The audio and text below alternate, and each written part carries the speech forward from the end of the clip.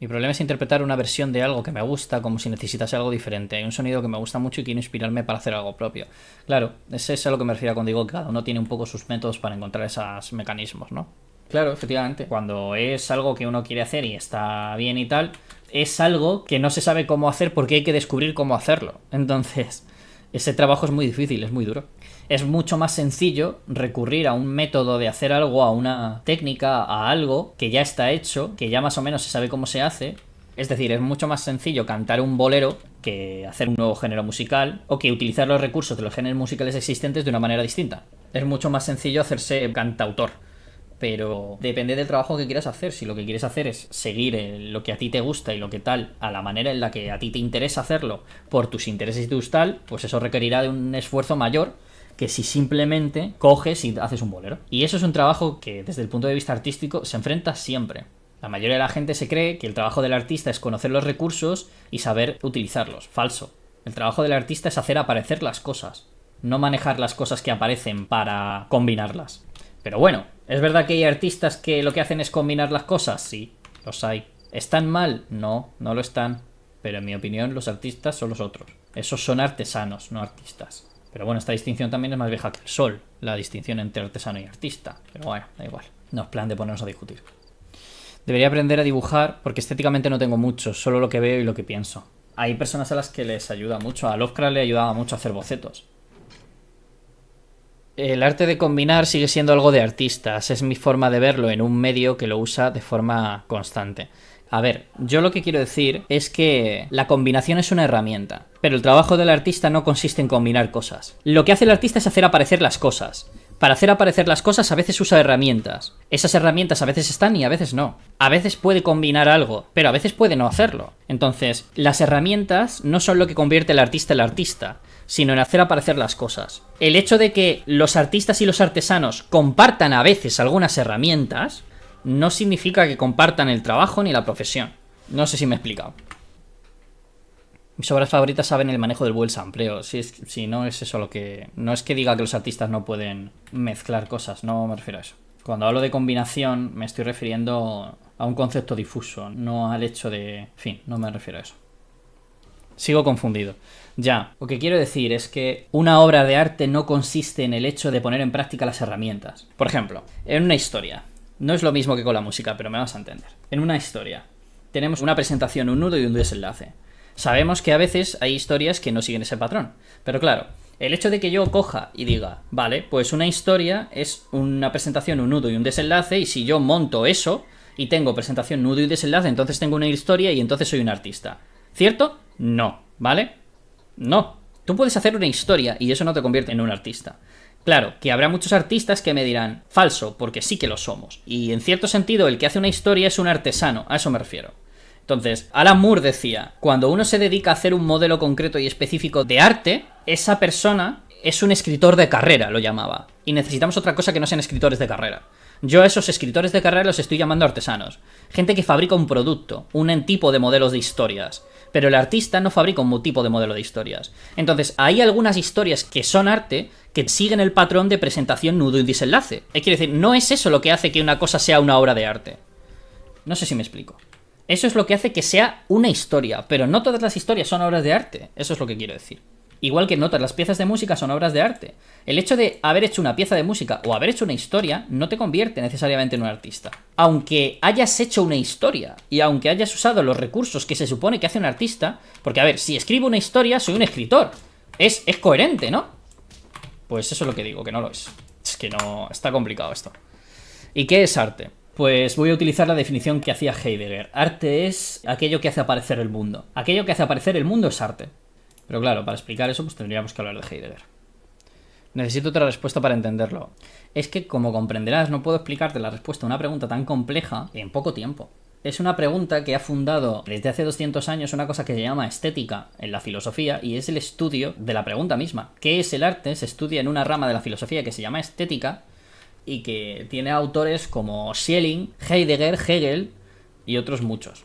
Como comprenderás, no puedo abordar esa pregunta rápido. Te puedo dar titulares que no los entenderás, porque eso sí lo puedo hacer en 2 minutos. Pero explicarte las bases y los fundamentos de los titulares mismos para que entendamos la pregunta, no puedo hacerlo.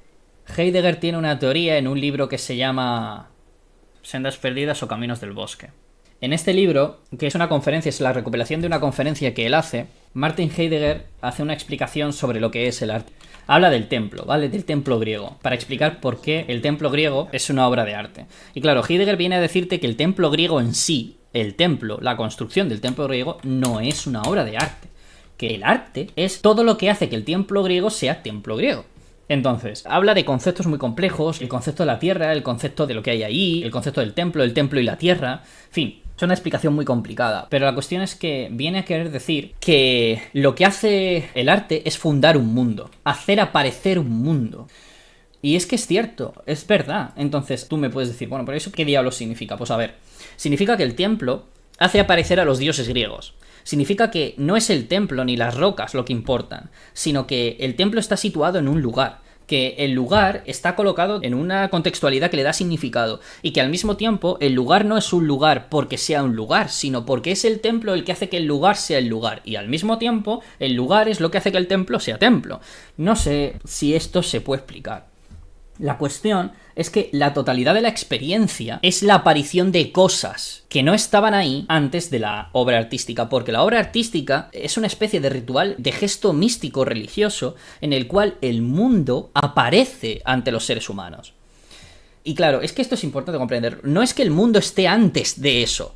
No es que haya el sol, por ejemplo. Recuerdo que tuve una conversación con mi padre en la que me dijo: ¿tú piensas que los únicos que pueden disfrutar de la belleza son los artistas? Porque los seres humanos no somos capaces de disfrutar de la belleza. Que una persona normal no puede cogerse una silla, irse al monte, ver la puesta de sol y que le parezca hermosa sin que haya un artista al lado diciéndole que es hermosa. Y esa es la cuestión.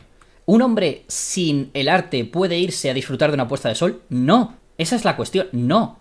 Pero claro, entonces, ¿qué es el arte? ¿La puesta de sol? No, el arte es todo el complejo sistema de conceptos que le permite a un hombre disfrutar la puesta de sol.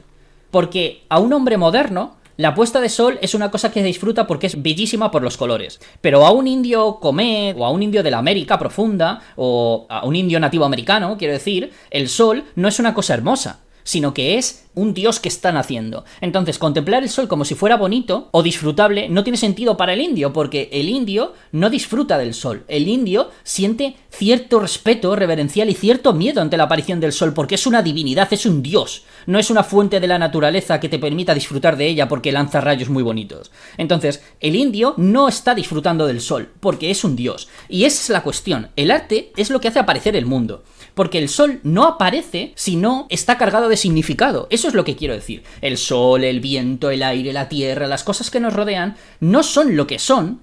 No son tierra, no son viento, no son aire, no son las cosas que nos rodean, si no es porque antes de que aparezcan como tierra y como tal, vienen cargadas de un significado que nosotros de alguna manera reconocemos. ¿Por qué reconocemos ese significado? Porque hay una cultura que precede a la aparición de las cosas. Y alguien dice, pero eso no tiene sentido, porque es que primero vienen las cosas y luego viene la cultura. La cuestión es que no hay ninguna prueba, ninguna, ni una sola forma de comprobar que exista mundo antes de la cultura, porque siempre que vemos el mundo es desde la cultura. Tú puedes presuponer que antes de la cultura había mundo, pero es una presuposición. Entonces, ¿qué es el arte? Es lo que hace aparecer el mundo. El arte es eso, es el mundo que aparece. El arte trae al ser a las cosas, las hace adoptar una postura, una posición y un significado. Y eso es hacer arte. Hacer arte es hacer aparecer cosas que antes no estaban. Pardo tiene una expresión refiriéndose a eso en la que explica la cuestión. Dice, el arte ensancha las formas de la sensibilidad haciendo que percibas cosas que antes eran imperceptibles para ti. Pero que al percibirlas, cuando las percibes, no las descubres. Y esta es la cuestión. El arte no te hace descubrir las cosas, sino que te hace darte cuenta de que aquello que antes estaba ahí y tú no percibías, ahora sí lo percibes. Pero al percibirlo, ejerce un efecto simultáneo hacia atrás, ejerce un efecto retroactivo. En el momento en el que lo percibes y entras en conciencia de ello, te das cuenta de que ya lo habías percibido antes, pero no te habías dado cuenta. Entonces, el arte no tiene tiempo tampoco, porque cuando ocurre hacia atrás y hacia adelante. Va a hacer que en el futuro percibas las cosas, va a hacer que en el futuro aparezcan las cosas, pero es que también las hace aparecer en el pasado. Entonces, el arte es aquello que trae el mundo al ser. Eso es el arte. Y hay muchas formas de traer al ser el mundo. Y una obra de arte es aquello que provoca que el ser venga al mundo. Eso es una obra de arte. Entonces, si yo te pongo un capítulo de Dragon Ball y tenemos a Goku peleándose con Vegeta, ahí no está ocurriendo una apertura de mundo, ahí no se abre el mundo, ahí no viene el mundo al ser. Ahí lo que está pasando es que el mundo que ya es, sigue siendo. Entonces hay unas formas del arte, por llamarlos de alguna manera, hay unos mecanismos que lo que hacen es sostener eso. Y es lo que llamamos rituales. Los rituales restablecen o hacen reaparecer el mundo. Pero el trabajo del arte, aunque tenga que ver con el del ritual, no es en sí mismo el hecho de mantener el flujo de las cosas. El arte es ese método de conocimiento de la realidad, que al mismo tiempo la hace aparecer. No sé si me explico con lo que estoy intentando decir. El arte es aquello que te hace ver el mundo de otra forma. Las cosas que hacen que se creen los conceptos y conexiones en la mente de uno. Sí, efectivamente. El arte es aquello que hace que las personas habiten un mundo. Entonces tenemos que darnos cuenta de lo importante que es esto. Porque lo que hace el arte es literalmente fundar el mundo o crearlo y hacer que las personas habiten los lugares. Si podemos habitar los espacios es porque tienen sentido y significado. Y cuando no lo tienen, no tienen sentido ni significado, directamente no son habitables. No lo son. Así de simple. No hay nada, no puede haber nada, no existe la vida en un lugar que es inhabitable. Entonces el arte hace los lugares habitables. Entonces es, por un lado, es una forma de conocimiento, una forma de hechicería o de magia, una forma de creación de vida. Es que es una cosa muy compleja que no se puede definir con términos muy concretos o muy específicos. Entonces, ¿el arte qué es? ¿El templo? Pues no, el arte es todo lo que hace que el templo sea templo. Todo lo que hace que los dioses sean dioses, todo lo que hace que la tierra aquí alrededor del templo sea tierra, todo lo que hace que la ciudad de Atenas donde está el templo sea Atenas, todo eso es el arte. Entonces, los artistas trabajan en ese espacio. Y claro, hay que entender bien claramente que uno no se hace artista porque escriba una historia sobre los dioses griegos. O sea, si yo escribo una historia sobre los dioses griegos que cuenta una versión de la forma de los dioses griegos, no necesariamente estoy haciendo arte. Hay que entender que el hecho de usar las herramientas que tienen que ver, o que se cree que tienen que ver con el proceso artístico, como mezclar sonidos, como hacer una historia que se inserte en la narrativa realista, o una historia que se inserte en la narrativa fantástica, o un cuadro de corte realista, o un cuadro de corte cubista, hay que entender que el cubismo, el realismo y todas estas cosas no son procesos artísticos. Y que el hecho de que una persona se convierta en un realista y pinte cuadros artísticos realistas, uno detrás de otro, y haga 150 retratos realistas, no lo convierte en un artista, ¿vale? Lo convierte en un artesano. Y no está mal ser artesano y no hay que desmerecer a los artesanos, pero hay una diferencia entre aquellos que persiguen cosas que no tienen forma y las hacen aparecer, y aquellos que replican las cosas que ya tienen forma. No es lo mismo. Entonces, claro que el trabajo del artista es difícil. Por eso es uno de los primeros artistas conocidos por toda la historia de la humanidad y más viejo que el cagar, Homero. El gran cantante de historias, el gran poeta juglar que contó algunos de los relatos históricos más antiguos que existen y que conservamos, las famosas epopeyas homéricas, la Odisea, la Ilíada. ¿Qué sabemos de Homero? Bueno, pues hasta ahora, por lo que sabemos perfectamente que Homero nunca existió. En el sentido de que Homero no es una persona. Homero es un grupo de personas que se dedicaron a replicar, a cantar y a extender esos poemas y esas historias. Entonces Homero no es una persona. La figura de Homero es, en cierto sentido, en casi todos los sentidos, una leyenda. Pero aún así, sabemos muy bien qué clase de persona era esta leyenda. Y la cuestión es, tenemos que darnos cuenta de que la figura de Homero es al mismo tiempo un refuerzo del significado de lo que es este personaje y de lo que representa, precisamente porque no existió. Por eso, ¿qué quiero decir? Pues que si había 50 Homeros, si había 150, si pertenecían a una casta, cuyos nombres hemos olvidado, cuando la gente dice que Homero era ciego, ¿qué están queriendo decir? ¿Que esta casta era ciega? No, porque todos sabemos que Homero era ciego. ¿Qué están queriendo decir? ¿Que todos los que cantaban poemas eran ciegos? No, están dando un mensaje simbólico. Y a eso es a lo que me refiero. Los griegos sabían perfectamente que los poetas, los artistas, porque la palabra poeta viene de poiesis, que significa creación. Entonces los griegos sabían perfectamente que los artistas eran gente que no podía ver con los ojos. ¿Por qué? Pues porque las cosas que se ven con los ojos, las formas que aparecen a la visión, ya tienen forma. Y lo que hacen los artistas es darle forma a aquello que es informe. Es decir, el artista, y los filósofos lo dicen así, es el creador de la palabra, es el creador del concepto, es el creador de todo aquello que luego utilizan los científicos y los filósofos. Los científicos y los filósofos dependen del mundo que los artistas han creado. Entonces, ¿cómo lo crean? traen de la oscuridad algo, por decirlo metafóricamente, lo traen a la luz. Y ese trabajo, el trabajo de habitar, vivir y bucear en el vacío para darle forma a aquello que es informe, siempre es un trabajo que se tiene que explicar metafóricamente porque, en fin, pero ¿os imagináis ya solo con la metáfora lo complicado que es hacer eso? Y por supuesto, no tiene nada que ver con el hecho de que yo combino una frase y hago un haiku japonés que suena muy bonito. Ni tiene nada que ver con el hecho de coger un tipo de verso dodecasílabo y construir un poema que suena de putísima madre con rima sonante. Utilizar un modelo específico que crea un poema no es hacer arte. Y esto es algo que hablábamos el otro día Ángel y yo, porque me decía que una profesora suya le reprochaba, ¿te importa que lo cuente? No. Entonces, su profesora le reprochaba que no se sabía el nombre de los colores. Y él, con mucho sentido, me decía, ¿pero qué más da si no me sé el nombre de los colores, si sé dónde usarlos y cómo usarlos? Esa es la cuestión.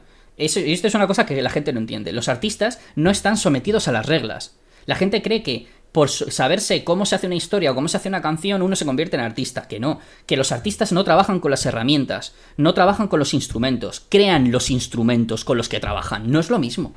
Entonces, cuando una persona crea con los instrumentos con los que trabaja, usa los instrumentos en general, pero los usa de maneras que no son habituales. Y claro, uno dice, ¿cómo que no son habituales? A ver, si un artista crea una palabra, la palabra tiene sentido, la gente la percibe y la usa, entonces dice que la palabra es una herramienta y que el artista la está usando. Pero eso es pillar el círculo por la cola, ¿me explico?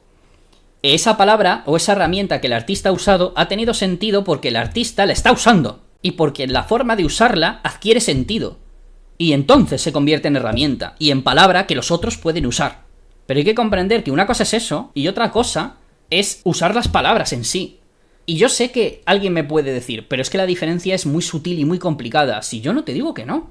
Si no te digo que esto no sea difícil. Solo te digo que no es lo mismo. Solo te digo que no es lo mismo una cosa que la otra. Y solo te digo que si hay algo así como artista a lo que yo me refiero, es a esto otro. Entonces, claro, tú me dices, no sé cómo hacer lo que quiero hacer. Claro, porque ninguno de los artistas lo sabe. Si supiera cómo hacerlo, si los demás supieran lo que él quiere hacer, entonces no tendrías que hacerlo. No sería tu trabajo. Sería el del artesano. Entonces, claro, dices, me siento confundido, no sé dónde llegar. Pues sí, pues porque así se trabaja en este campo. A eso es a lo que se refiere Alan Moore, cuando decía que hay escritores que son escritores de carrera, que encuentran un modelo y se quedan en él. Y es que acaba ese speech de Alan Moore diciendo, cuando un artista sabe lo que está haciendo y se siente cómodo con su trabajo, está muerto como artista. ¿Y a qué se refiere él? Pues se refiere a esto. Se refiere a que no es lo mismo el poeta griego que está ciego y que trabaja en ese campo, que el poeta griego del que habla Platón diciendo que lo que hace son las copias de las imágenes. Platón sabe perfectamente que hay una diferencia entre el poeta griego que hace aparecer las cosas y el poeta griego que copia las imágenes. Sabe que hay una diferencia perfectamente, y cuando Platón quiere echar de la ciudad a los poetas porque dice que son unos mentirosos y unos farsantes, no se refiere a los poetas que crean imágenes, se refieren a los poetas que las copian. Entonces, es como la diferencia entre un sofista y un filósofo. Amigos. Y claro, alguien me puede decir, pero es que se parecen mucho. Como cuento en los episodios de Pathologic, es que claro que se parecen, porque hay una cierta coexistencia necesaria entre ambos. Pero ello no significa que signifiquen lo mismo o que sean lo mismo. Entonces, bueno, yo qué sé. Hay otra metáfora que utiliza Pardo para referirse a esto. Hay muchas metáforas que la gente usa para explicarlo. Una de las que me parecen más acertadas es la de Heidegger. ¿Qué hace el arte? Hace aparecer un mundo. Eso es lo que hace el arte. Hace aparecer el mundo. Si no hace aparecer el mundo, no es arte. No tiene sentido. Entonces, el arte tiene mucho que ver con los rituales. Y también tiene poco que ver. Los rituales son lo que ocurre cuando el mundo ya ha aparecido, para sostenerlo. Entonces, ¿el arte necesita de los rituales? Sí, no digo yo que no. El artista necesita de los artesanos, se pertenecen mutuamente y hay una equivalencia entre ellos, pero hay que saber distinguir que una cosa es una cosa y otra cosa es otra cosa. Básicamente porque no es el mismo trabajo, no es el mismo proceso y no ocupan el mismo espacio. Uno caza un ciervo en el bosque. Ese es el otro ejemplo que pone Pardo, el del cazador. El cazador es otra metáfora que se utiliza mucho para hablar del artista. Especialmente porque es muy habitual, otra metáfora también muy repetida y muy socorrida, muy constante, la del arquero que es un cazador y que es ciego. Pues a ver, ¿por qué? Pues porque es la misma metáfora que la del poeta que es ciego, porque es la misma idea. Tiresias, el gran adivino de los griegos, que podía ver el futuro, también era ciego. ¿Por qué os creéis que ponen a esta gente ciega? Porque lo que ven no son las cosas de este mundo, porque las cosas de este mundo ya están aquí. Entonces, lo que ellos ven son las cosas del otro mundo, las cosas que no se ven. Entonces, el poeta, el adivino, el ciego, toda esta gente es más o menos lo mismo, y lo que hacen es ver lo que no está. Pero ¿cómo se ve lo que no está? Esa es la cuestión. En fin, que es una contradicción, nadie dijo que fuera fácil entenderlo, solo que hay cosas que son difíciles de entender y que, bueno... Uno caza un ciervo en el bosque y el otro caza un conejo quieto y blanco en medio de la nieve. El conejo ya estaba ahí o el cazador lo hizo aparecer, pero ambas cosas a la vez. El que caza el ciervo no es un cazador, aunque lo haya cazado. En cambio, el conejo sí es un cazador. Esa es la cuestión. Claro, imaginar un lugar donde no hay formas. A ver, la metáfora que usa Pardo es la de... Imaginad que estáis en medio de la noche y que hay un cazador escondido con un arco apuntando en alguna dirección. Y que hay mucha gente que no es cazadora, que no ve en medio de la oscuridad, y entonces el cazador dispara la flecha, y la flecha vuela hacia las sombras en una dirección concreta que no sabes dónde está ni a dónde se dirige, y entonces cuando la flecha golpea a la presa, cuando la flecha hiere la presa, entonces la presa aparece. En ese momento, tú es cuando ves que estaba ahí el ciervo. Pero antes de que la flecha alcance el objetivo, antes de que el cazador dispare la flecha, tú no sabes si lo que hay ahí es un ciervo o un oso, no sabes lo que hay ahí. No es que no sepas que tienes 10 opciones y no sabes cuál de ellas es que no sabes nada de lo que está pasando ahí, no sabes lo que hay. Y solo porque el cazador le da, es porque tú entiendes que había algo ahí. Y claro, Pardo usa esa metáfora porque dice, pero cuando le da la flecha no es que haga aparecer ese algo, sino que en el momento en el que lo hace aparecer como ya estando ahí antes de que tú lo vieses. Y antes de que lo vieses aparecer. Entonces, hace aparecer al ciervo incluso antes de que apareciese. Que es a lo que yo me refería cuando digo que el mundo aparece de manera retroactiva. Entonces, esa es la metáfora que usa Pardo. Y es una metáfora bonita, y es una metáfora muy acertada, porque él sabe mucho de la cultura griega y de todo esto, y el cazador en la oscuridad es el cazador ciego, y bueno, todo este asunto, pero esa es la metáfora que usa él, ¿no? Entonces, es que el cazador en sí mismo es el poeta. La comparación con el otro pues sería otra cosa, pero en fin. Me refiero a que el hecho de cazar un animal random no te hace un cazador, el de la oscuridad o el de la nieve sí lo son. Sí, bueno, a ver, entiendo la metáfora, pero, a ver, es una buena metáfora si estás entendiendo lo que estamos diciendo. Pero también hay que preocuparse un poco porque que siempre uno tiene que preocuparse por estas cosas y es intentar no confundir con lo que dices, ¿no? Porque las metáforas pues siempre tienen ese peligro. Entonces, en este caso hay que intentar no confundir a la persona haciéndole creer que el ciervo estaba ahí antes de que le diera el cazador. Entonces, por eso no es muy bueno comparar la caza en la oscuridad con la caza a la luz del día. Podríamos compararlo con eso, ¿no? Un cazador que caza en la oscuridad con un cazador que caza a la luz del día, paralelo al cazador que caza un ciervo en la nieve, ¿no? Que tú estás diciendo. O un conejo. Y básicamente intentamos no hacer esa comparativa porque podría confundir a la persona y hacerle creer que el ciervo estaba en la oscuridad y que la habilidad del cazador es saber ver lo que no está al alcance de la vista de los demás pero ya existe.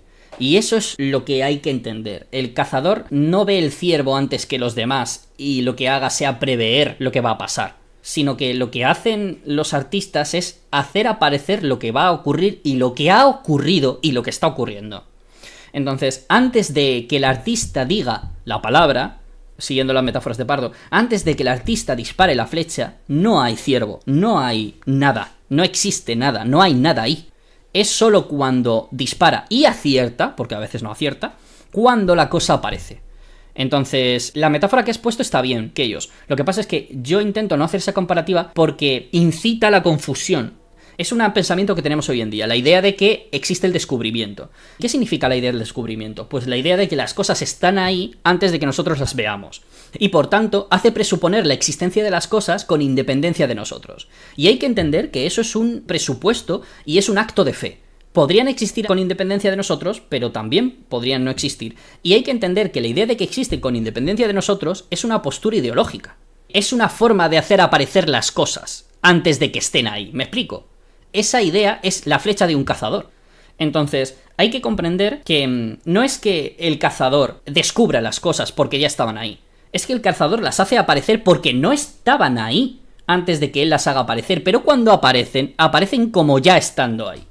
Entonces, ¿por qué hay que hacer esta distinción? Porque hay que entender que el artista hace aparecer el mundo. Pero si nosotros pensamos que el poeta lo que hace aparecer es algo que ya estaba ahí antes de que el poeta naciese incluso, lo que estamos haciendo es darle la razón a un poeta en concreto. Y hay que comprender que no se trata de que los poetas hagan las cosas que un poeta dice que hacen los poetas.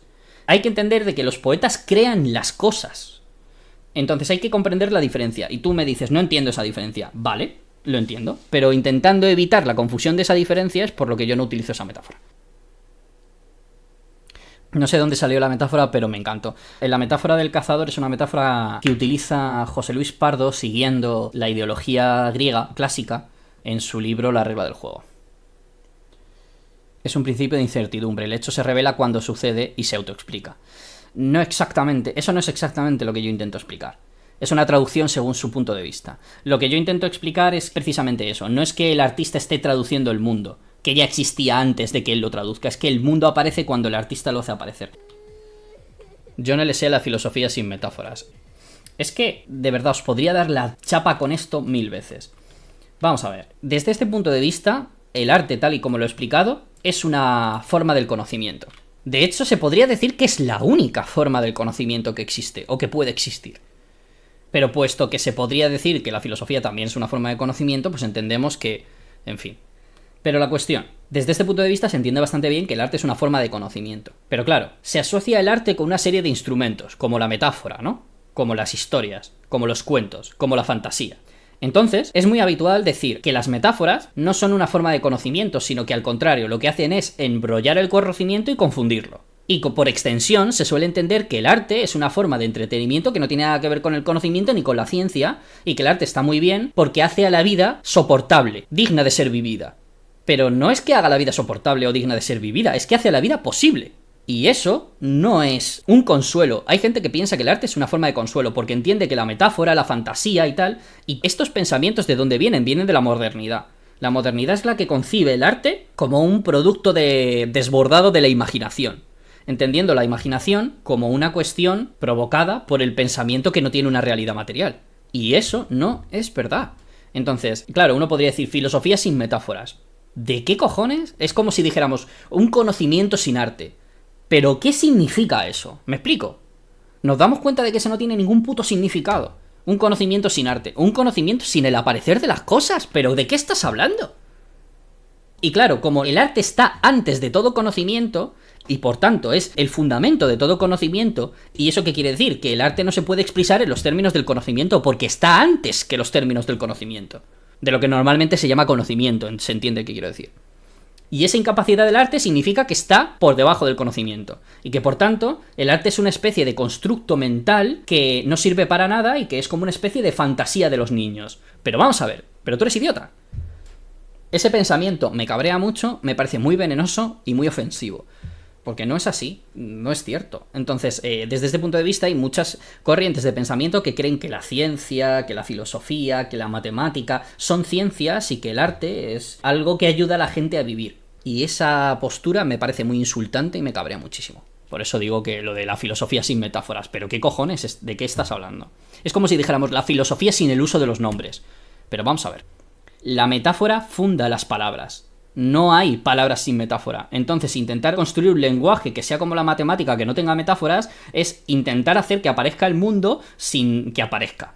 Y eso no es que sea una contradicción, es que, aparte de ser una contradicción, es absurdamente ridículo e imposible. Entonces, bueno. A lo que me refiero es que no me puedo explicar sin metáforas. Pero lo que yo te estoy intentando decir es que la metáfora es el fundamento mismo del significado, si entendemos la metáfora como un paralelo del arte. Entonces, ¿eso qué quiere decir? Que todo se entiende a través de metáforas. Todo es una metáfora. Yo me refiero a algo que explicaste hace un largo rato. Ah, sí, a lo de que el arte se entiende como una herramienta relacionada con el escapismo, dices, ¿no? Que pues el arte no es una herramienta, es lo que da sentido a las herramientas. Entonces, efectivamente, no es una cuestión de herramientas. Entonces, mira, hay mucha gente que dice... La metáfora forma parte de estas herramientas del arte para hacer aparecer la fantasía, pero que en realidad lo que pasa es que la metáfora, igual que el frío y el calor, tiene un correlato. Entonces tenemos la realidad y al otro lado de la realidad, como su opuesto, está la metáfora, ¿vale? Hay mucha gente que dice eso, pero esto no es cierto. ¿Por qué? Porque toda palabra se fundamenta en la metáfora. Todo lenguaje se fundamenta en la metáfora. Todo. ¿Por qué? Porque ¿qué es la realidad? Aquello que está, aquello que existe, pero no te das cuenta de que la idea de que aquello que existe sin fantasía, sin imaginación y solo lo que es puramente material es en sí mismo una metáfora, porque lo puramente material no existe. Mira, el otro día estuve escuchando a un científico que decía, al átomo no lo puedes ver, no hay una forma de ver el átomo, pero todo se compone de átomos. Entonces, la verdadera realidad de las cosas son los átomos, no la apariencia de los átomos. Eso es un discurso científico muy habitual. Vale, eso es la realidad. La realidad es la verdadera realidad que hay detrás de la apariencia. Entonces, la realidad es aquello que realmente está ahí. Entonces, yo meto un palo en el agua y el palo se tuerce. Tú sabes, crees saber que el palo no está torcido, pero tú ves al palo torcido. Entonces, lo que yo te estoy preguntando es, ¿no te das cuenta de que la realidad es una metáfora? La realidad, es decir, el hecho de que el palo no está torcido, no lo estás viendo. No está ahí. Lo estás suponiendo. Es una metáfora que estás aplicando sobre lo que está pasando. La verdadera realidad es el puto palo torcido. Entonces el mismo concepto de la realidad es en sí mismo la aplicación de una puta metáfora. Entonces es que no tiene sentido decir que la realidad es la otra cara de la metáfora, porque el concepto de la realidad es ya, desde el principio, una metáfora. Igual que cualquier palabra. ¿El pan qué coño es? Si es que lo decían los griegos. En la palabra pan, yo digo pan, porque cuando cojo un trozo de pan, hay algo en el trozo de pan que me susurra, yo me llamo pan. No, no lo hay. Entonces, hay una metáfora en el hecho de nombrar al pan como pan. Porque el pan no es pan. Al pan lo llamamos pan al hacer una metáfora. Y el sonido del pan, metafóricamente lo relacionamos con el objeto, con la cuestión, con el elemento. Y una vez más, alguien me podría decir, pero el objeto, la cuestión y el elemento, el pan en sí, es la realidad. Pero la cuestión es que el objeto, el elemento, el pan, no sabes si está ahí o no está ahí. Supones que es una cosa, pero lo supones porque la puedes tocar. Pero como dicen también los modernos, el hecho de que yo toque algo no significa que esté percibiendo una realidad, porque a lo mejor lo que yo veo es falsedad, y sabemos por los estudios científicos que eso es así. Sabemos que el cerebro adapta lo que vemos para que sea coherente, y que muchas veces lo que percibimos no es realmente como lo percibimos. Entonces, ni siquiera lo que suponemos que es el pan en sí lo podemos percibir si no es a través de la suposición de una imagen que le aplicamos encima. No hay una sola cosa que no recurra a la metáfora para existir. Ni una, ni una. Entonces no tiene sentido estas palabras. Un lenguaje sin metáforas, un lenguaje sin imaginaciones, un lenguaje sin ejemplos, un lenguaje sin... ¿Pero de qué estás hablando? Enfermo mental. No se puede hablar sin metáforas. Sin la metáfora no hay lenguaje, no hay mundo, no hay nada. Entonces intentar crear un lenguaje matemático que no nos confunda cuando hablamos para evitar las confusiones de lo que significan las diferentes metáforas que constantemente estamos usando es simplemente haber perdido la cabeza y ser un puto loco esquizofrénico, que no sabe ni dónde tiene el culo ni dónde tiene el pene, por no decir algo más bruto. Así que, pues bueno. Cuando me dices que hables sin metáforas, no puedo hablar. Ya, a ver, cuando yo digo que hables sin metáforas es una forma metafórica de decirte otra cosa. No digo explícitamente que hables sin metáforas, pero de hecho yo sé que no se puede hablar sin metáforas. Pero es una forma, en fin, me explico, ¿no? Ah, y por cierto, para saber cuándo hacemos directos o ver más vídeos, puedes unirte a nuestro Discord en la descripción. Si te ha gustado, déjanos un like y suscríbete, por si todavía no lo has hecho. Muchas gracias por ver el vídeo.